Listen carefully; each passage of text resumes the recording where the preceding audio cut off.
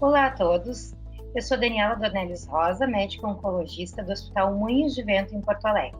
Hoje eu vou conversar com vocês sobre quimioterapia no câncer de mama metastático HER2 negativo após a primeira linha de tratamento. Esses são meus conflitos de interesse.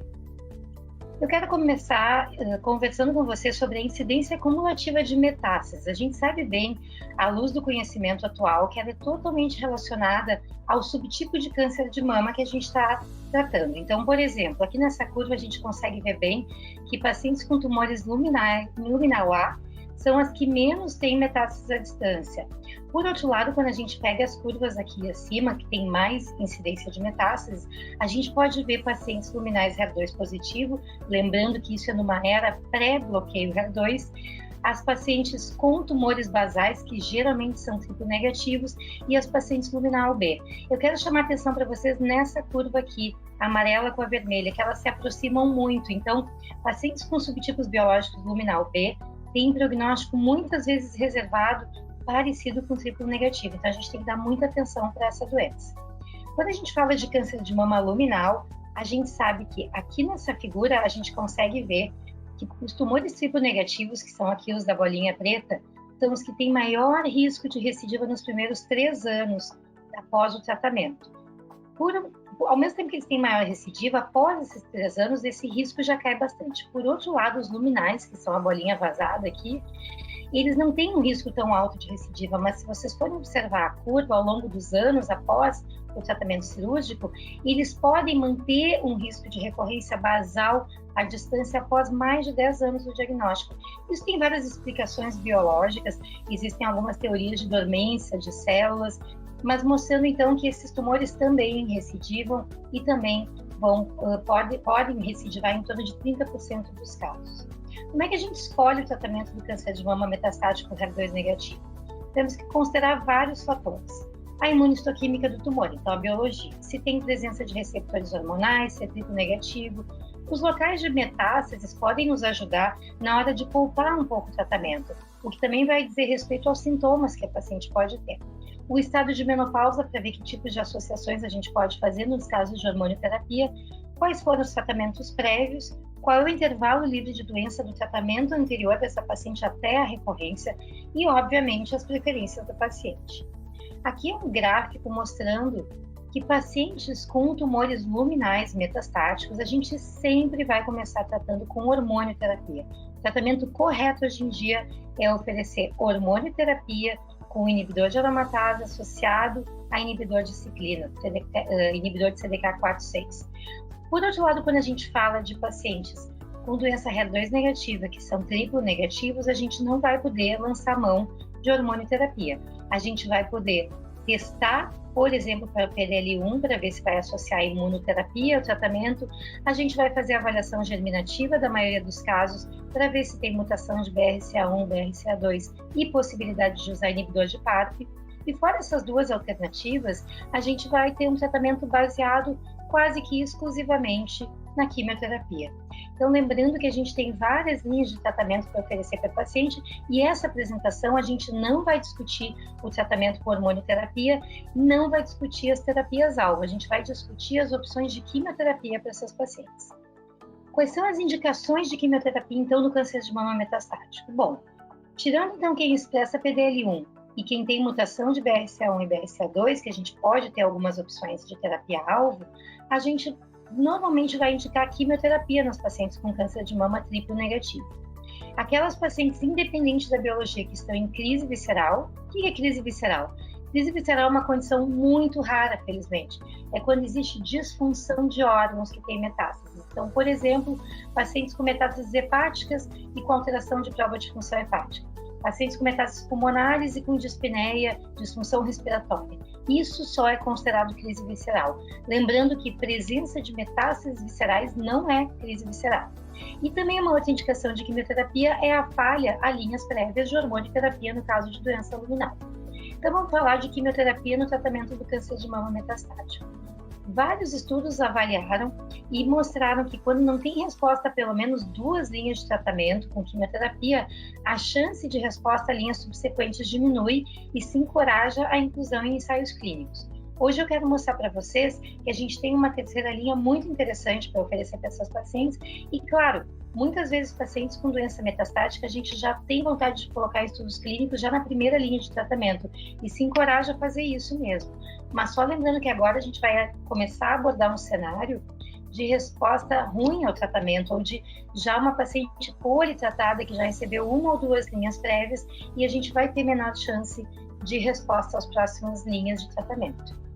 Quando a gente vai falar em quimioterapia, existem várias opções. Nós temos os agentes alquilantes, antraciclinas, antimetabólitos, inibidores de microtúbulo não taxanos, os taxanos, os alcaloides da Vica. Esses são os mais comuns.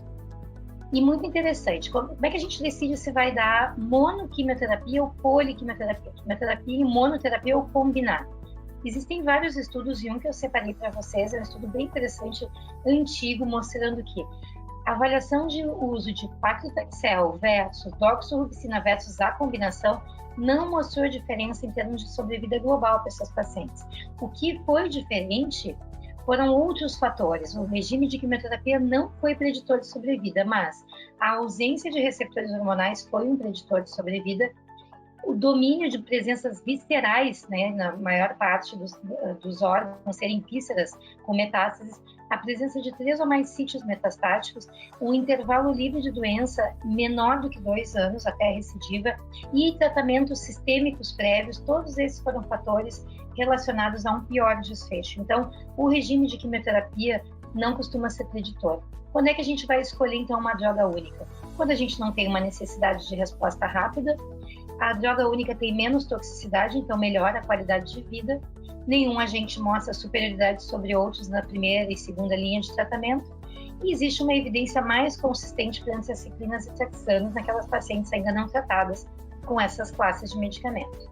Outros quimioterápicos são uma lista que são só os principais estudados: eribulina, capecitabina, gemcitabina, vários esquemas com platinas em monoterapia ou terapia combinada, inclusive vinorelbina, ixabepilona, nab e paclitaxel.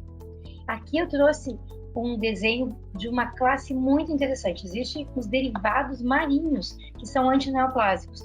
E aqui a citarabina, que é muito usada para outras doenças que não câncer de mama, é um derivado marinho. E se a gente for ver, brentuximab vedotin, várias moléculas em estudo para diversos tipos de câncer, e aqui a gente tem a eribulina. E agora eu vou entrar, então, falando um pouco mais da eribulina, que é uma classe de fármacos muito interessante. Ela é derivada de uma esponja marinha, que é um análogo sintético da alocondrina B. Aqui está a molécula da eribulina. E ela é um inibidor de microtúbulo, só que ela funciona em outro local, diferente da vinblastina, do paclitaxel e da ixabepilona. Ela vai inibir o crescimento dos microtúbulos, mas ela não vai ter um efeito no encurtamento do microtúbulo, ela só vai conseguir inibir o crescimento dele. Então, ela pode ser usada muitas vezes após esses outros inibidores de microtúbulos. E o contrário também é verdadeiro, a gente pode lançar mão desses inibidores de microtúbulos após a eribulina. Em estudos de monoterapia, a resposta com eribulina com pacientes tratados previamente com várias linhas foi em torno de 9 a 12%. A partir daí, se delineou o estudo de fase 3, o EMBRACE, que foi o estudo que aprovou essa molécula para uso, que randomizou pacientes que tinham feito 2 a 5 quimioterapias anteriores, pelo menos 2 ou mais para doença avançada e que já tivessem feito antraciclina e taxano previamente. As pacientes deveriam ter progressão menos de 6 meses dentro da última quimioterapia, então mostrando pacientes com uma doença agressiva, resistente a tratamento, não podiam ter uma neuropatia maior que grau 2, e o ECOG, como todos os estudos, abaixo de 2.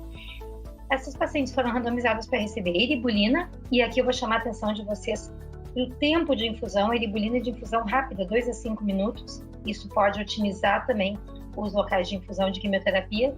E o outro braço de tratamento foi randomizado, escolha do tratamento do médico, tratamento de escolha do médico. Qualquer monoterapia poderia ser hormonal, inclusive, ou só um tratamento de suporte nos casos que o médico julgava adequado. O desfecho primário audacioso desse estudo foi sobrevida global. E como os desfechos secundários, a gente tem sobrevida livre de progressão, taxa de resposta e segurança. Aqui eu chamo sempre atenção para essa tabela do estudo, que eu acho muito interessante, quando a gente vê que tem pacientes que receberam 6 ou mais linhas prévias de quimioterapia. É a minoria das pacientes desse estudo, mas na nossa realidade existem essas pacientes que a gente trata e oferece várias linhas subsequentes de tratamento. Então, praticamente todas tinham usado taxanos e antraciclinas e uma grande parte das pacientes, mais de 2/3, havia usado capecitabina também. E elas eram, em sua maioria, refratárias a taxano. Quando a gente vai ver quais são os tratamentos de escolha de investigador, a maioria foi quimioterapia, que incluiu naviobine, gemcitabina, capecitabina, taxanos, outros antraciclinas, e só 3% receberam tratamento hormonal. De acordo com a biologia tumoral, teve então essas pacientes foram randomizadas de acordo com a biologia tumoral e foram bem equilibrados, então esses braços. A gente não vai estar avaliando nessa aula o HER2 positivo, embora tenha entrado no estudo Embrace, a minoria das pacientes. E muito interessante o resultado de desfecho primário, que foi a sobrevida global, mostrou que para o braço de tratamento de escolha do médico foi uma sobrevida global mediana de 10,5 meses. E o braço da eribulina mostrou 13,2 meses, com diferença estatisticamente significativa. Muito interessante, mostrando que num contexto mais adiantado, onde já tem linhas prévias de tratamento e doença mais resistente, a gente teve um estudo com quimioterápico mostrando uma vantagem em sobrevida global, o que não é nada comum e esperado em câncer de mama metastático. Então, mostrando muito interessante o uso, então, de uma molécula que aumenta a sobrevida global. Quando a gente vai analisar subgrupos de pacientes, a gente vê que teve benefício em praticamente todos os subgrupos. Tanto faz se tivesse tumor que não fosse refratário a taxano, pacientes pré-tratadas com capecitabina parecem ter se beneficiado bastante também. E a gente tem também os eventos adversos que foram totalmente manejáveis. Então, a maioria dos pacientes teve evento adverso, como a gente vê em tratamentos quimioterápicos, aqui no grupo controle também.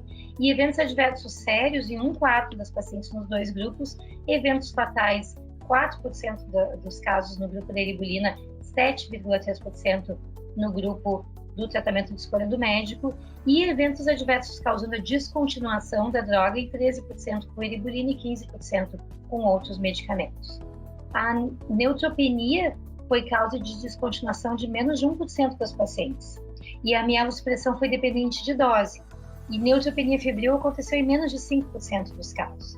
Então, como conclusão, a eribulina aumentou a sobrevida global de pacientes com câncer de mama metastático em pelo menos terceira linha de tratamento para doença avançada, que foi refratária ao uso de antraciclinas e taxanos. A toxicidade foi manejável e uma potencial vantagem que eu coloquei aqui foi essa administração endovenosa rápida de 2 a 5 minutos, que no dia a dia de um serviço de infusão pode ter um significado muito importante.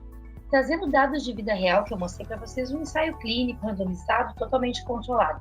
Mas e como é que a gente vai colocar esses dados, então, no mundo real? Tem um estudo muito interessante com pacientes idosas, que foi uma análise conjunta de 5 estudos, onde se avaliou as pacientes com mais de 70 anos, foram 301 pacientes, com uma idade mediana de 72 anos, a maioria com tumores luminais, e 10 a 12% triplo negativos, e que tinham feito 2 a 4 tratamentos prévios com quimioterapia.